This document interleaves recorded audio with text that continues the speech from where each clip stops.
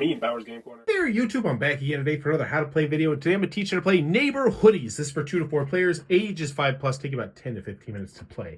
So the first thing you're going to want to do is you are going to want to take all the cards except for this little player reference card right here, shuffle them all up, and then deal out 5 cards to every player in the game face down. Keep those secret, keep those safe, and then flip over the top card to the discard pile, because this will be the card that the first player will have the option of taking if they would like. Now, randomly choose the first player to go first. I'd recommend the youngest player. And on your turn, what you're going to do is really quite simple. The first thing you're always going to do is you're either going to draw this face down card at the top or this face up card on the top of the discard pile.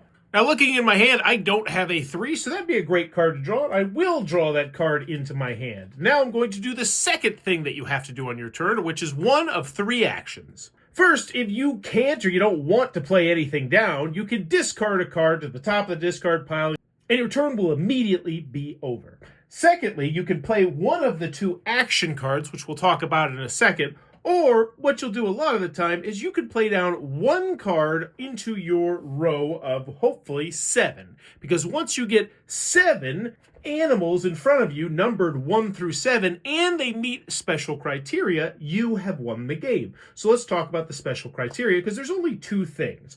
First, a card cannot be placed down if they do not numerically come before or after a card. So for instance, if I had this 3 down, I couldn't put a 1 and I couldn't put a 5. However, I could put a 4 or a 2. They have to be right next to each other.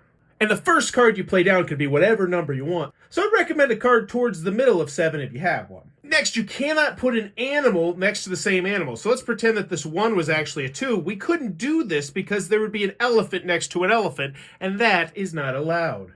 And last but not least, you cannot put 2 animals in the same costume next to each other. So let's pretend this was a 2 and this was a 3. We couldn't put them next to each other because they both have on the green frog costume. The first player to get 1 through 7 following those rules will be the winner of the game. But now let's talk about those 2 action cards we mentioned a little bit earlier. First, we have the moving card. When you play this, and when you play... But now let's talk about the 2 action cards we mentioned a little bit earlier. So the first thing you need to know is when you play an action card, they do not go to the top of the discard pile. They are removed from the game after they're played. You can put them back in the box. So first we have moving. This one allows you to take an end card off another player's street and immediately play it on your own street. So if an opponent played the moving card on this player, they could take the 2 or the 4 because they're at the end, but they could not touch the 3.